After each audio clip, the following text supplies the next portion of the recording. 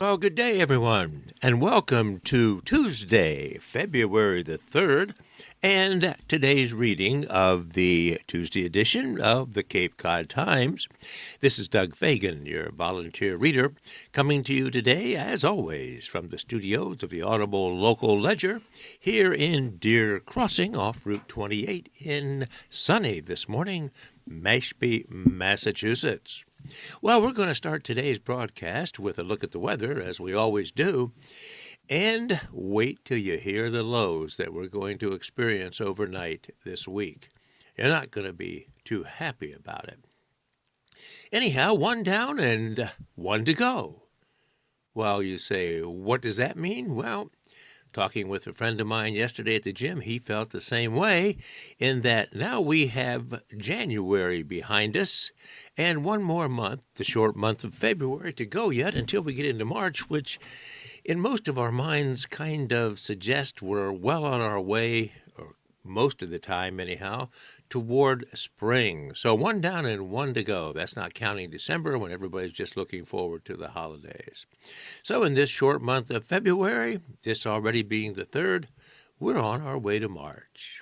All right, with that said, let's take a look at the weather, starting with today, where we have sunny skies throughout most of the South Shore and the Cape, and a projected high in the general area of 31 degrees. Tonight, however, it's going to get down to 16. That's going to seem warm, folks, as we look toward the end of the week. But tomorrow, we're going to be above the freezing mark for a change. Yesterday, we were about at 1 degree for a time above freezing. So Wednesday, tomorrow, we're going to have sunny skies again and 34 degrees, which is going to seem like a heat wave. Overnight low tomorrow night, 15. Our sunshine, bright sun, continues on Thursday, making our 3rd straight day of sunshine. And we'll have a high that day of 28 degrees. So with some sun, we should experience, even at 28 degrees, a bit of melting. Now, you're not going to be happy about the overnight low, 6 degrees. That's not wind chill. That's just straight out 6 degrees as a low overnight.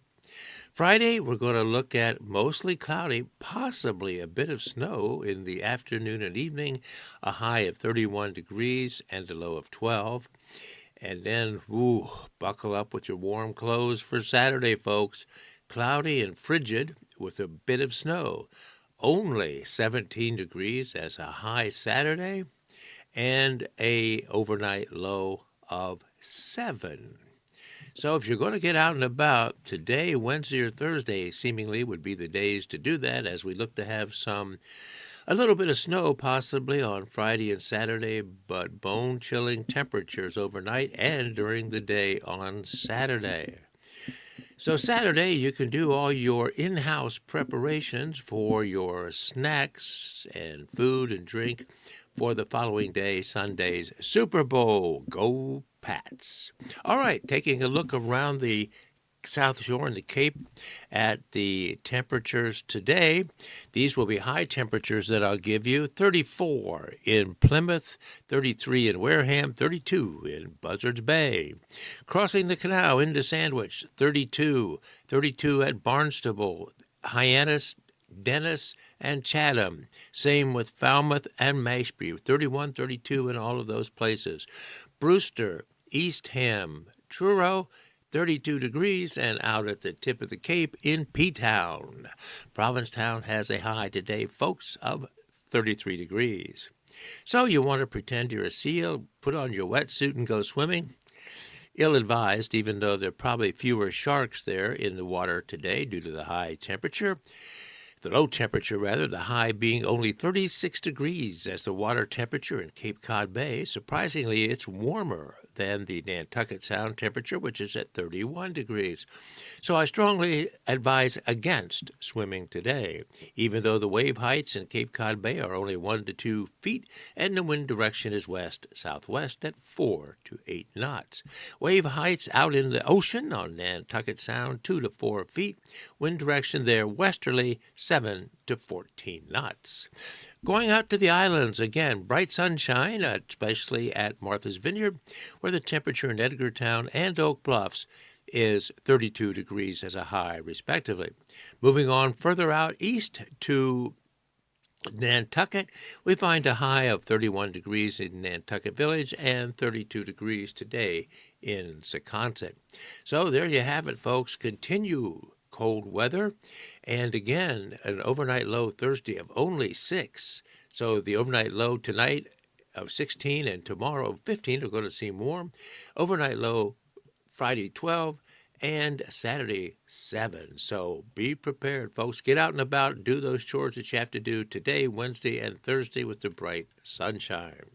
All right, with our weather behind us, let's now go to page 1 of today's Tuesday Cape Cod Times and see what articles of local interest we find there. Well, friends, our headline article today on page 1 is this: Historic Church to be replaced with housing. 40-unit apartment building planned in Hyannis. There's a picture accompanying this article, and below the picture it says, the former First Church of Christ Scientist building at 94 Stephen Street in Hyannis is slated to be torn down to make way for apartments at that location. Here's the article. A historic structure in Hyannis will give way to apartments after the Barnstable Historic Commission approved demolition with conditions for a former church at 94 Stephen Street at a January 27th meeting of the commission. Local cranberry grower Frank Raspante, that's Raspante, was disappointed by the decision. For the last 2 years, he said, he and other Hyannis residents have been hoping to work with the town to have the building relocated to Cotuit, where the former First Church of Christ Scientist structure could be used as a hands-on, bygone-era cranberry processing site. I wanted people to be able to witness what harvesting cranberries was like in the late 1800s and the early 1900s, said Raspante, who owns the Cotuit Cranberry Farm. Instead, the commission unanimously decided that the building will be torn down and a 40-unit, 4-story apartment building will stand in its stead. The apartment complex was proposed for the site in 2024 by Roberto Maya, M-A-I-A, Roberto Maya Jr., who was the developer for the project. In December of 2025, 94 Stephen Street was awarded $1.8 million in tax credits, according to the state of Massachusetts, through the Housing Development Incentive Program. The Hyannis development is under construction with Starbuck Corporation. Conditions to the order will stand, and the commission found that historic elements of the church are worthy of preservation. Historic Commission Chair Robert Frazee spoke at length about portions of the structure which were built in 1902, he said, before the building was shuffled from Cotuit to Hyannis in 1949. The commission set a 6-month timeline to find an appropriate place to move architectural remnants off the site. During the meeting, the commission said it wasn't unopposed to the building's relocation, but the group felt that another move for the structure could undermine the historic value of the building. I don't believe it would be responsible of us to try to require anyone to take this apart and move it again, said Frazee. Church leadership sold the building on August 2nd of 2024. According to the Barnstable County Registry of Deeds, 94 Stephen Street LLC purchased the property for $995,000. Additions to the church were also built in 1952, and the building has public water and gas. It is assessed at roughly $1.1 million, according to Barnstable records. So elements of the north side of the building will be saved, is the statement leading us into our next paragraph. During the meeting, Responti said he wants to move the shell of the church to Cotuit Cranberry Farm to help set the scene for an antique cranberry processing site, which he said could bolster ecotourism within the town. But Frazee said Maya, that's the developer, has been unbelievably patient, waiting for the town and the community to work out a financial plan to have the building moved. There have been some discrepancies and confusion since 2024 on what portions of the building were deemed to be historic, said Frazee, which held up plans to actually move the building.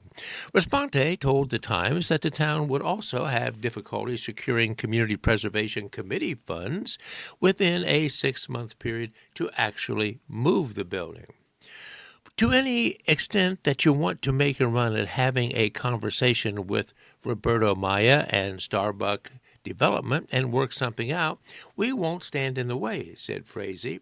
If the timeline presents itself and something can be done, then we will hear that. Whether the building is moved or not, the commission said that architectural elements of the building, including windows, pointed arches, and double doors, will be preserved. It would be appropriate to set those aside as architectural remnants, and they could be reused or contributed to an architectural remnant firm, said Frazee. Maya, who was present at the commission meeting, said his crew can demolish other structures located at the site to give the commission time to preserve parts of the building. Whether they remove the building and take it to Cotuit or take it down, we need to be free of the responsibility, said Commission member Jack Kay. We don't have any reason to stand in the way of progress here. So what is the First Church of Christ scientist? Leading us into this next paragraph. The church, according to its website, is designed to commemorate the word and works of its master and aims to reinstate primitive Christianity and what they call a lost element of healing. The church, according to its website, has had a Cape presence for roughly 120 years, and its first services were held in Cotuit in the year 1897. As Hyannis grew into the commercial center of the Cape, church members relocated its building by oxen from Cotuit to Hyannis. The church is now located in Centerville at the Bell Tower Mall. So Responte yet holds out hope. Responte said he understands Maya's position and said he's not trying to hold up construction. I'm not that kind of person. I don't want anyone to step on his livelihood, said Responte in a phone interview with the Times on January 27th. But Responte is afraid that the town may not understand how historically valuable and relevant the building is because of the modifications that have been made to the original 1902 structure. The loss of the building, if he can't secure its transportation, will hit him hard. My heart will be broken, he said. So that is the end of that article, and now I'm sure there are more to come on it, whether that structure at 97 Stephen Street will in fact, 94 Stephen Street, will be in fact able to be moved to Cotuit or not. Doesn't look that good at this point based on timelines. All right, friends, let's move on. This next article on page 1 is entitled, "We Are Doing the Best We Can." Underneath the headline, it's a picture of a driver operating a snowplow and a sander along Route 6 by exit 82, the old exit 10 in Harwich, as the snow starts to pick up during the January 25th storm.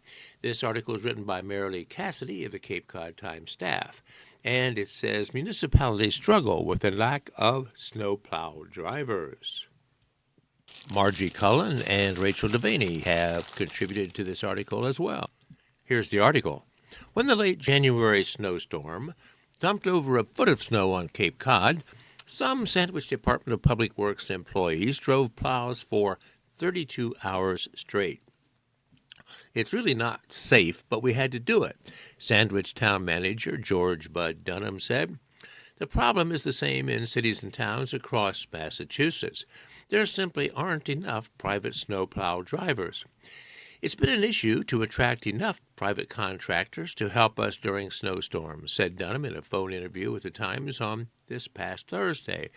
That's been an issue for every small town to medium-sized town for approximately 10 years.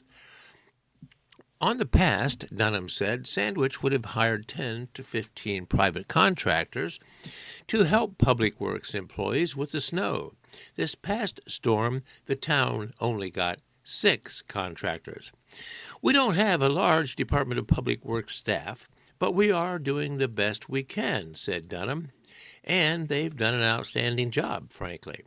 Sandwich has raised its hourly rates and offered $500 incentives to attract private contractors and are required to have to plow municipal property is what holds private contractors back, he said.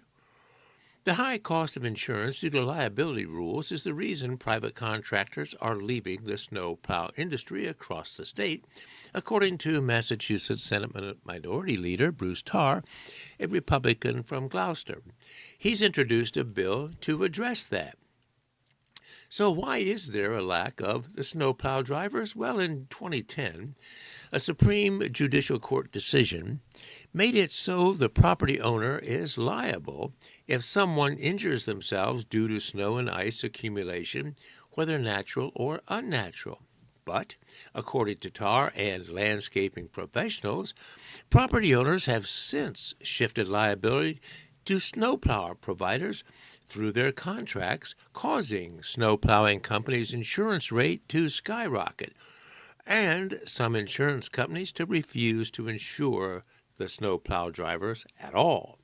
Doug McDuff, co-owner of Landscape America and a former president of the Massachusetts Association of Landscaping Professionals, said at a hearing for Tarr's bill in May that because one person slipped and fell in a parking lot several days after the company had finished plowing, only one insurance company in the state would insure them.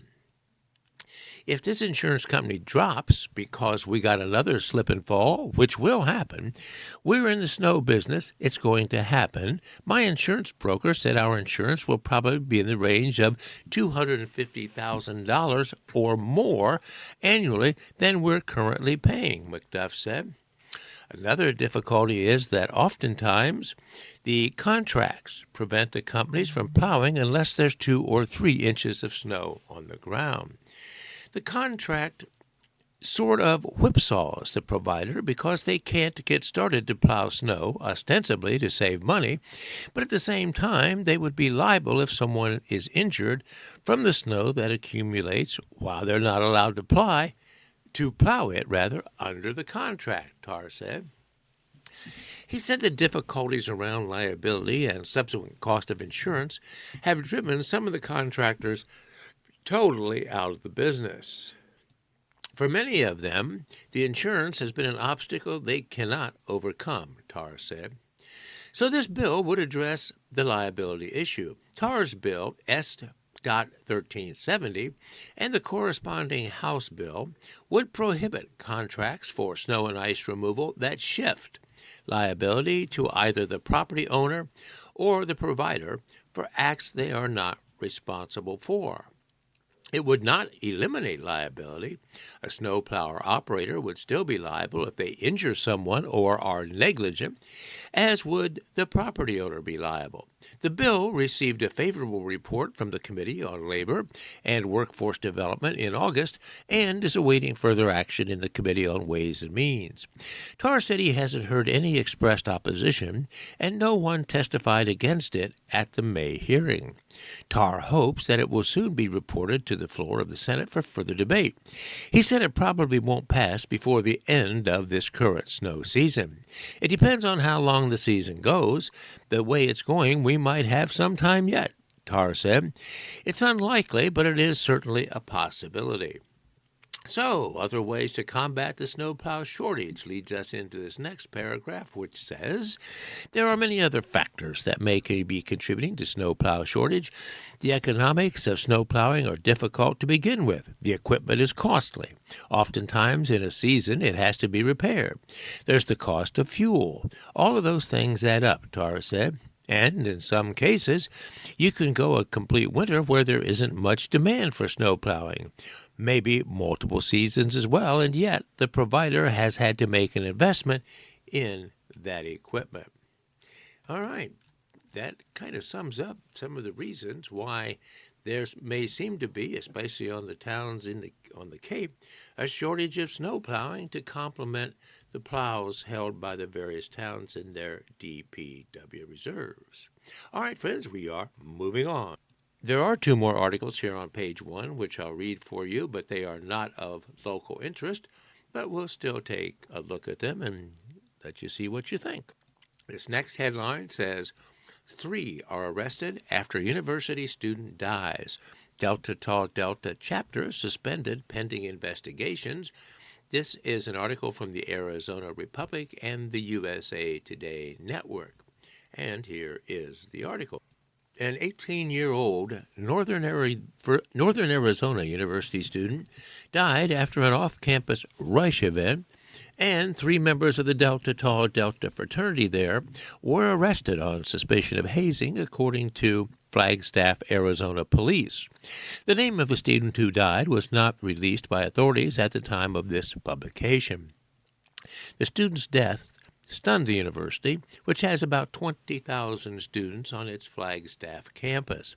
This is a devastating loss, and our hearts are with his family, friends, and all members of our community who are grieving, the university said in an unsigned statement. Police were called at 8:44 a.m. on January 31st to a house where the 18-year-old was found unresponsive. Police and paramedics tried life-saving efforts, but he was pronounced dead at the house scene, Flagstaff police spokesman Sergeant Jerry Rentala said. Detectives interviewed witnesses at the residence and executed search warrants, Rentala said. The dead student had attended a gathering at the residence the previous evening, identified as a so-called rush event for the fraternity Delta Tau Delta. Alcohol was consumed, of course, by several people, including pledge candidates, who included the deceased. That student and 3 NAU students are members of the fraternity, and the 3 were arrested and booked into the Coconino County Detention Facility on suspicion of the criminal charge of hazing. They were identified as Carter Eslick, age 20, the fraternity's new member educator, Ryan Creech, age 20, the fraternity vice president, and Riley Cass, age 20, the fraternity treasurer. All were executive board members of the fraternity. Northern Arizona University, in its statement of January 31st, announced it had placed an interim suspension on the Delta Tau Delta chapter as school officials conducted an investigation of student conduct separate from the criminal investigation. Counseling and support resources were available to faculty and staff, the university said. We appreciate the diligence of the Flagstaff Police Department as they work to establish the facts of this situation and accountability. And Northern Arizona University stands ready to support the investigation as it unfolds, the university statement said. We want to be clear. The safety and well-being of our students remain our highest priority. Violence, hazing, or any other behavior that endangers others has no place at NAU or anywhere else. Delta Tau Delta International Fraternity CEO Jack Creeman said in a prepared statement on February 1st that the organization was aware and deeply saddened by the student's death and confirmed that the Theta Omega chapter at Northern Arizona University has been placed on interim suspension. Our position on hazing is clear. It is the antithesis of brotherhood and a violation of the values of Delta Tau Delta, Creeman said. He added that the chapter is prohibited from holding activities while both a law enforcement investigation and an internal fraternity review are ongoing, and that members have been encouraged to cooperate with authorities. The fraternity said it would not provide additional details. Rentala said detectives were continuing to follow up on leads to review evidence and to coordinate with the Coconino County Medical Examiner's Office to determine the cause and manner of death. Another sad tragedy due to fraternity hazing. Very sad indeed. This next article refers to the 5-year-old youngster that was deported from Minnesota by ICE to Texas, and it says the boy taken by ICE is released back in Minnesota. A judge ordered the release of 5-year-old and his father. This is a USA Today article. Liam Canyo Ramos, the 5-year-old boy who became one of the symbols of the Trump administration's immigration raids in Minnesota, has been released from a Texas detention facility where he was held for over a week with his father. Liam is now home with his hat and his backpack. Thank you to everyone who demanded freedom for Liam, said U.S. Representative Joaquin Castro, a Democrat from Texas, as he posted on X, and he was the one who demanded the release. One of many. Ramos and his father, asylum seeker Adrian Canyo Arias, were taken by U.S. Immigration and ICE enforcement agents while in their driveway after the boy came home from school on January the 20th. Agents at that time refused an offer made by another adult living in the home to take the child. Instead, the agents led the boy to his front door and ordered him to knock, essentially using a 5-year-old as bait, according to a news release from Columbia Heights Public Schools.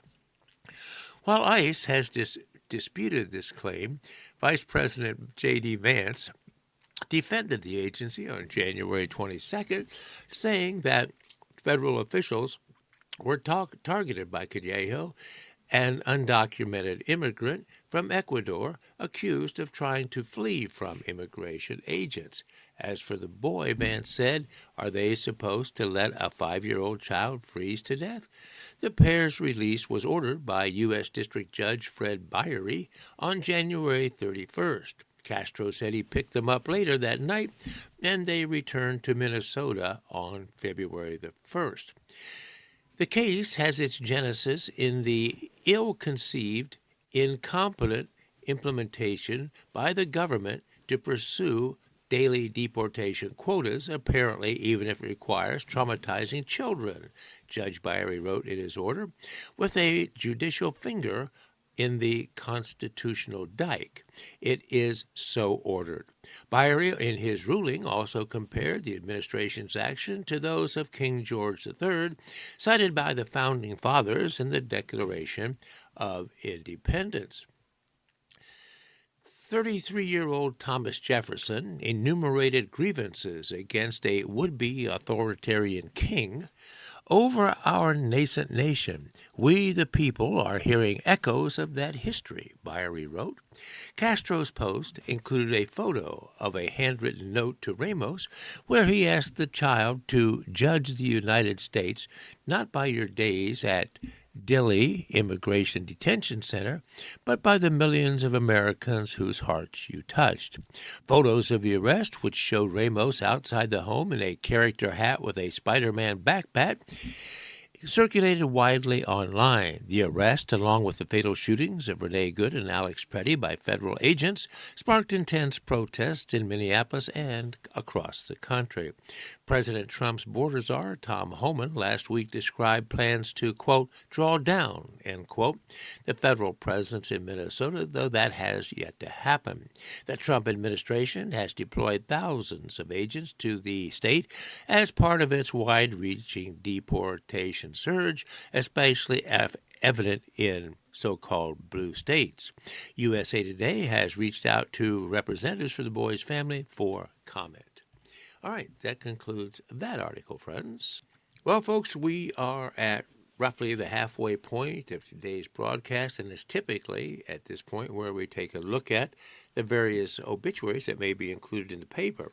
Recently, in weeks heretofore, there have not been any obituaries, and yesterday I had occasion to look at the Sunday paper and noticed that in the Sunday edition of the Cape Cod Times, there seemed to be a consolidation of various obituaries, and I was wondering if they have allocated that area of the Sunday's paper for all of the obituaries. However, today, kind of unusually so. I've noticed that we have at least 4 obituaries in today's paper, so I'll share them with you now. The first obituary comes to us from Osterville, and it is that of Melvin J. Pausey, Pauze. Melvin J. Pausey, 99, of Osterville, passed away on January 31st of 2026.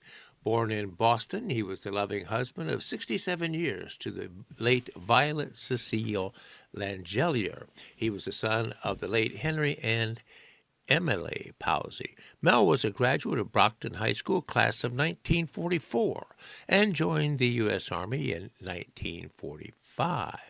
Originally a member of the infantry, he was transferred to the administrative branch and served in Alaska. Assigned to accounting, he was able to join both the U.S. Army Band and subsequently the U.S. Air Force while stationed there because of his musical background.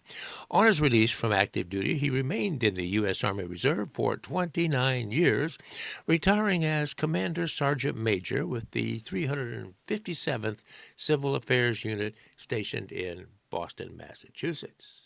He attended Bentley School of Accounting and Finance and later received an associate degree in accounting from Bentley College. While residing in Brockton, he was employed by the Regal Shoe Company, Whitman, Mass., as a cost accountant. He later joined the United Shoe Machinery in Boston and Beverly as a senior cost analyst for many years. He later became an assessor for the city of Brockton for a 5-year term.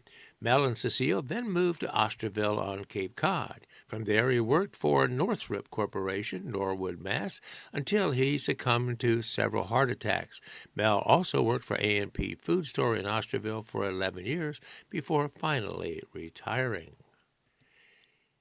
His musical career as a drummer and band leader led to engagements in Brockton as the Meltones and on Cape Cod as the Cape Cod Melody Men, and also was a member of the former Liberty Hall Jazz Quartet. The trio performed at many weddings, anniversaries, and parties until his retirement. Mel is survived by his children and great-grandchildren. Visitation will be on Thursday, the 5th of February.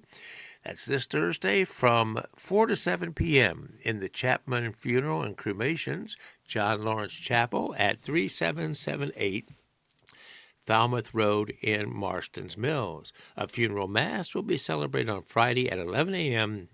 at Our Lady of Assumption Church, Wiano Avenue in Osterville, and burial will follow in the Massachusetts National Cemetery. All right, friends, that was the obituary of Melvin J. Pausey, Pauze, of Osterville. Our next obituary for today is that of Camille Margaret Murphy of Mashpee. Camille Murphy, born Camille Margaret Costanza, passed away peacefully in the early morning hours of January 24th at Bridges by Epic Memory Care Assisted Living in Mashpee, Mass. She was 93 years old. Camille is survived by her 2 sons, Christopher Murphy of Truro and Douglas Murphy and his wife Rita of Chula Vista, California. Camille was born in 1932 in Boston and eventually graduated from Girls Latin School, currently Boston Latin Academy, in 1949 and Jackson College of Tufts University in 1953 with a Bachelor of Arts degree, and she returned to school and obtained her Master's in Education from Syracuse University. She eventually became a teacher with the Syracuse City School District in 1970, where she taught 3rd and 4th grade students for 25 years at Seymour and Danforth schools, respectively. She was a member of the Everson Museum of Art in Syracuse, New York. She enjoyed her membership at the Onondaga Country Club, where she was a member of the social, pool, tennis, and other various committees.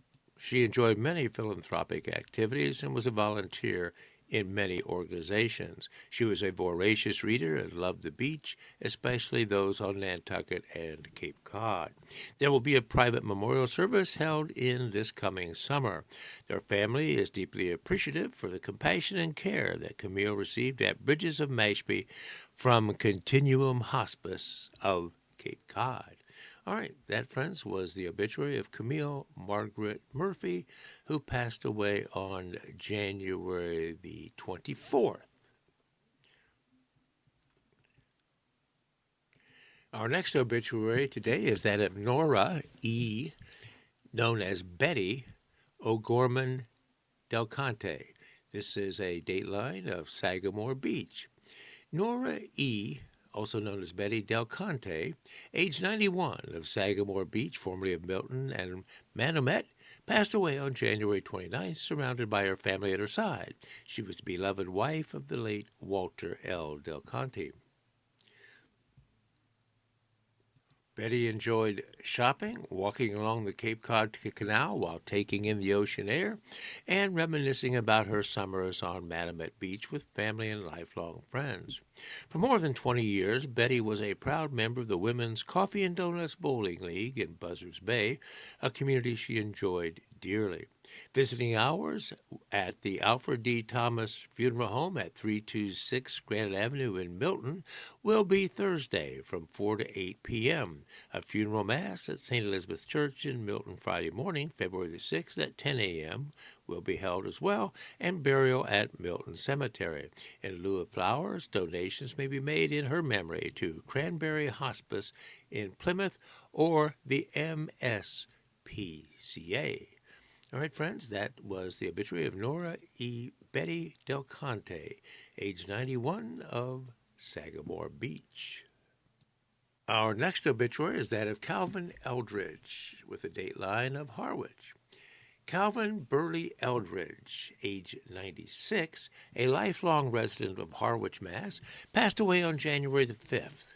He was a loving husband to Barbara, née Emery, for 60 fun-filled years until her passing in the year 2015.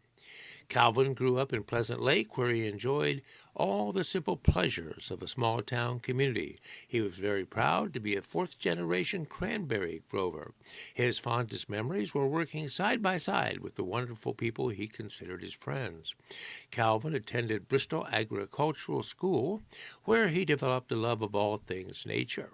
After school, he traveled to Florida with a friend, but missed the Cape, his family, and various friends. He joined the Marine Corps in 1950, serving his country with honor before returning home from Korea and duty at the Boston Naval Shipyard. After returning from his military service, Calvin sought a new direction and, utilizing the GI Bill, attended barber school. This period marked the beginning of a fulfilling career that blended his knack for making others feel welcome and great shoulder massages. Cal was the proud father of a son, Barry Eldridge, and daughter, Lori Eldridge Clancy, both from Harwich. He also was a very loving grandfather. Cal's family would like to thank the VA for their tremendous support over the years, most recently the VNA for the support of his time of need. A celebration of life will take place on Friday, the 24th of April, at 11 a.m. at Brewster Baptist Church on Main Street in Brewster. Notes of comfort may be made to Cal's family via thechapmanfuneralhome.com. All right, friends, that was Calvin B. Eldridge's obituary, Calvin being from Harwich. All right, those four obituaries conclude that particular element of today's broadcast. We turn now to page 3, the Cape and Islands page, where we find only one article on this page, which is dominated completely by two-thirds of the page as an article and about another eighth or more by a picture, but we can at least read this one article. It says, "Whale that triggered canal closure as a calf dies." This is by Heather McCarran of the Cape Cod Times Network. And here is the article. Another North Atlantic right whale that frequented Cape Cod Bay and once triggered closure of the canal has died after months in failing health from a severe fishing gear entanglement, a consequential loss for a species so rare that scientists say each whale plays an irreplaceable role. Scientists with NOAA, NOAA Fisheries on January 30th confirmed that the 4-year-old male known as Division, listed in the North Atlantic Right Whale Catalog as number 5217, was found dead off the coast of North Carolina. An aerial survey team from the Clearwater Marine Aquarium Research Institute in Florida spotted partial remains on January 27th, about 25 miles off Avon, North Carolina, surrounded by more than 20 scavenging sharks. Scientists at the New England Aquarium's Anderson Cabot Center for Ocean Life said they reviewed the images and confirmed the whale's identity. Division, the name of the whale, was first seen entangled on December the 3rd of 2025 off Jekyll Island, Georgia, while fishing rope wrapped around his head and mouth, cutting into his blowhole, and embedded in his upper jaw. He had previously been seen in the Gulf of St. Lawrence in Canadian waters in July without the entanglement.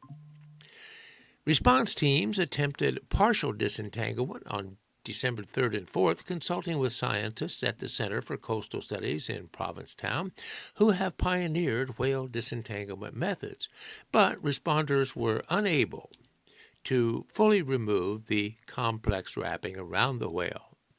In the weeks that followed, Division's health worsened, although researchers tracked his location. Rough weather and his distance from shore prevented trained responders from attempting further disentanglement. Observers last saw him alive on January 21st off Cape Hatteras, according to the New England Aquarium. This whale's death is incredibly upsetting for our team, said Ryan Schosberg, aerial observer and researcher with the Center for Coastal Studies Right Whale Ecology Program. He added that it serves as a reminder of the challenges these animals face and the lethal impacts of human activities. Hopefully, the many calves being born this year is a sign of better things to come, he said, referring to the 21 births documented so far this calving season, a number that has not been seen in recent years, especially in the last 15. Schlossberg noted that Division was the 2022 calf of Silt, whale number 1817, who is seen in Cape Cod Bay most years. Silt brought Division to Cape Cod Bay as a calf, and he had returned to the area each year since, he said. So right whale was in Cape Cod Canal in 2023. Division was at that time one of 2 young whales who prompted closure of the Cape Cod Canal for a little more than 21 hours in March of 2023. He was the one who entered the canal from the Buzzards Bay side, making it nearly the entire 17.4-mile length of the canal before turning back and re-entering Buzzards Bay. Scientists at the New England Aquarium also weighed in on Division's loss. While this outcome is not a surprise given the severity of the entanglements, it's still incredibly disheartening to bear witness to the death of a critically endangered right whale, said Heather Pettis, a senior scientist at the Anderson Cabot Center. North Atlantic right whales are among the most endangered large whales on Earth, with an estimated population of 384 animals, according to the last population study the North Atlantic Right Whale Consortium released in October of 25. About 70 of those 384 are described as breeding females. Division is the first detected right whale death since May of 2024, according to NOAA. Federal authorities continue to analyze the fishing gear removed from the whale in December in an effort to determine its origin. Pettis said Division's case serves as a stark reminder that human activities remain a clear and present threat and danger to this species.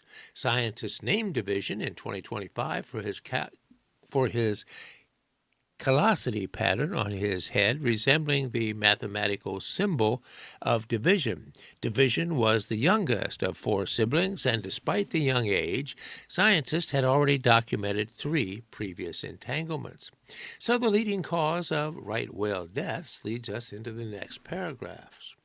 Entanglement and vessel strikes continue to rank as the leading causes of serious injury and death for right whales. From 1980 to the present, scientists have documented more than 1,900 entanglements affecting 87% of the population, according to the New England Aquarium. On January 17, rescuers from the Center for Coastal Studies responded to the year's first reported entanglement in Cape Cod Bay, the 2025 calf of right whale matriarch Monarch, which had been seen just 7 days earlier without the entanglement. On January 18th, they were able to remove some of the gear wrapped around the base of the yearling's tail before the whale sped off. They remained hopeful the rest of the gear would fall off on its own. Conservation groups responded strongly to Division's death, emphasizing that each loss carries outsized consequences for the species. These deaths are not isolated events. They are symptoms of chronic preventable deaths, said Kathleen Collins, senior official campaign manager at the International Fund for Animal Welfare. And research, she added, indicates that mortalities and serious injuries have outpaced births for decades, and unless we urgently reduce these human-caused impacts, we risk losing this iconic species forever. IFAW has renewed its call for swift, meaningful action from the federal and international partners to strengthen and fully implement protections, including safer fishing practices that eliminate deadly fixed gear and increased investment in on-demand gear technology. Steps the organization insists are essential, not only to prevent further loss of life of the right whales, but to give the North Atlantic right whales a real chance to recover. Brian Sharp, Director of Marine Mammal Rescue at IFAW, that's IFAW, on Cape Cod, said in Division's case, months of effort could not overcome the underlying risks. Rescue teams up and down the East Coast worked for months to try to rescue this whale, but the simple fact is that rescue alone is not enough, he said. To protect both the species and individuals, we must prevent these entanglements from happening in the first place. The tools do exist. We just need the will to use them. Every delay costs lives. Researchers and conservationists say serious injuries and deaths of these whales can be substantially reduced by broadly adopting ropeless or on-demand fishing gear and using weaker ropes. The New England Aquarium team said they continue to work with industry partners, government agencies, and fellow researchers to advance fishing practices designed to prevent these entanglements. All right, that is the article about the tragic death of the right whale known as Division.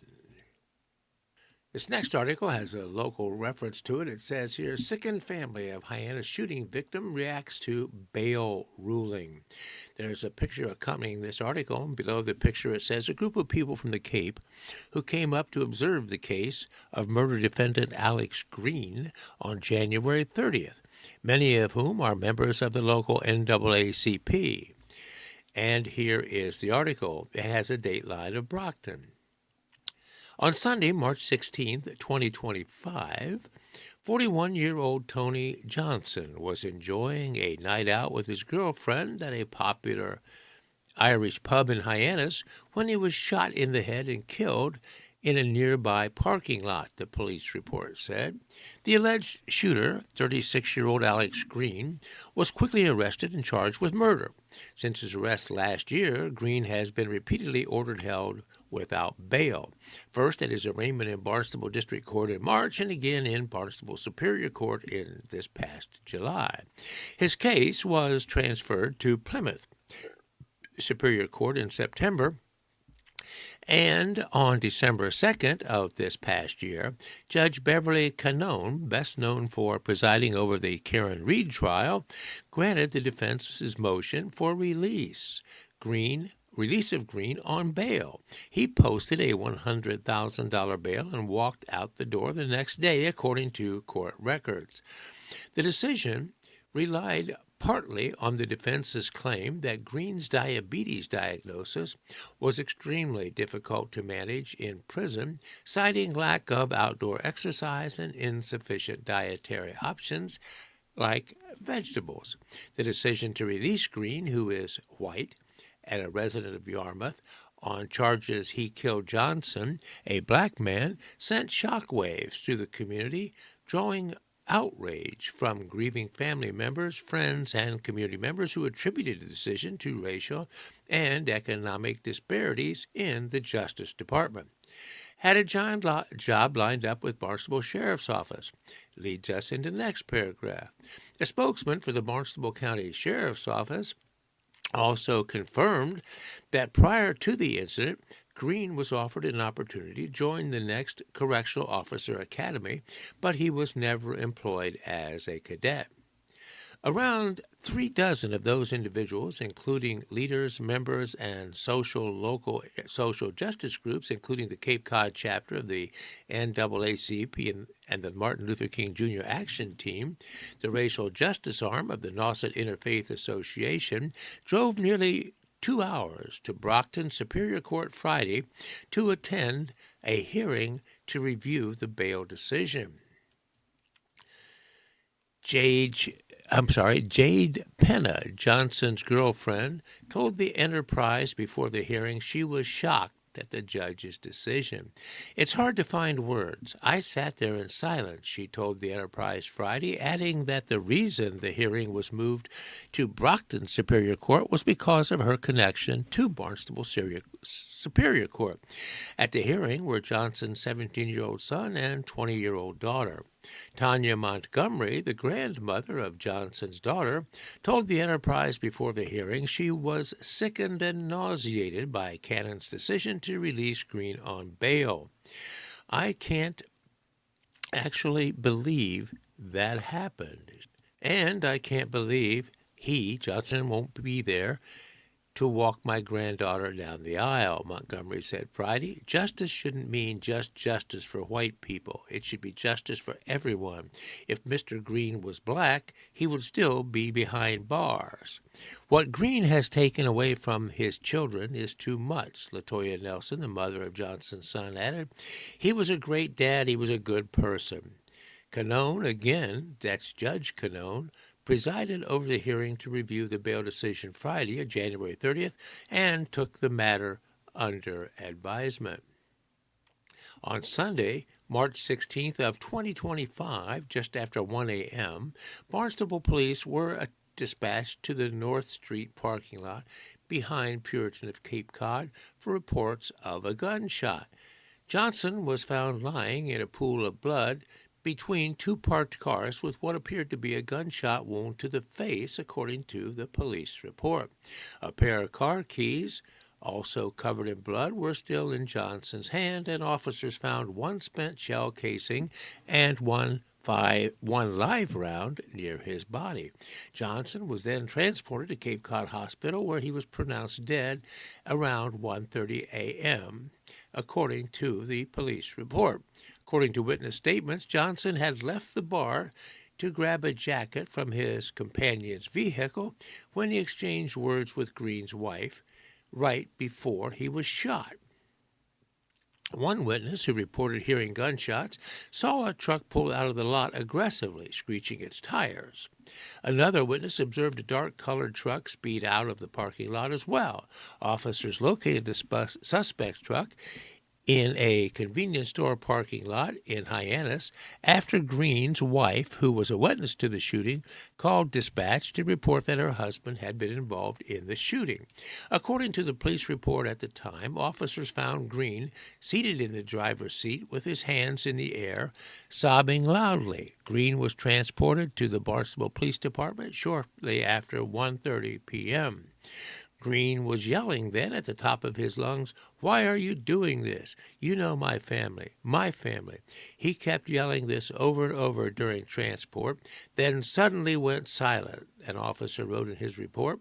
When the officer arrived at the station at 1:40 a.m., he observed Green slumped forward against the seat belt, according to the police report. Officers observed Green had a shallow pulse and was having trouble breathing. Officer administered at that time 1 dose of Narcan and began chest compressions until he began breathing on his own, according to the report.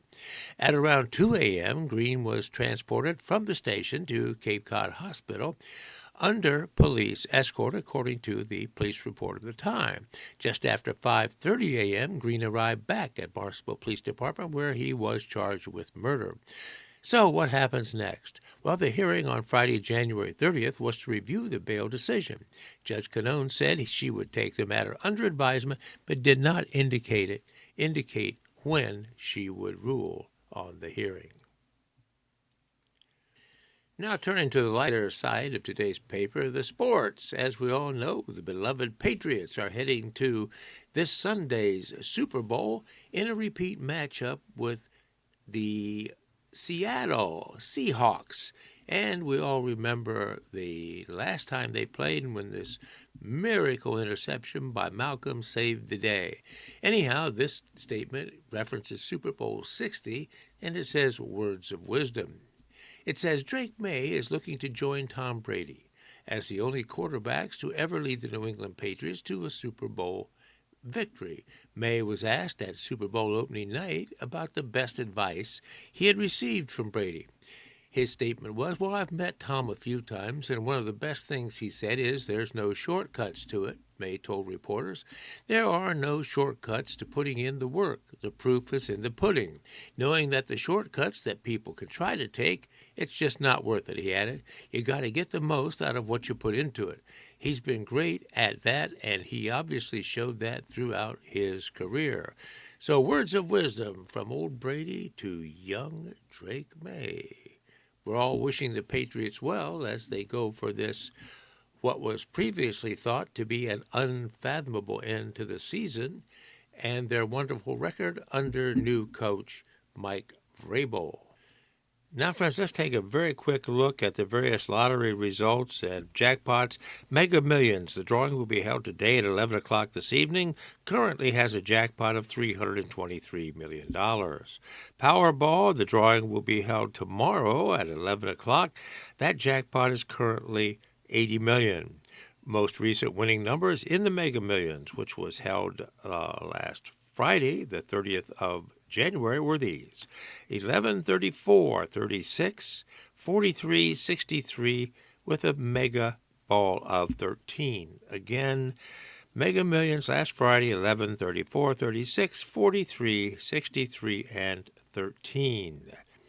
In Powerball, the most recent drawing was held yesterday, and those winning numbers were 3, 8, 31, 60, 65, and a Powerball of 4. Again, yesterday's Powerball, 3, 8, 31, 60, 65, and a Powerball of 4.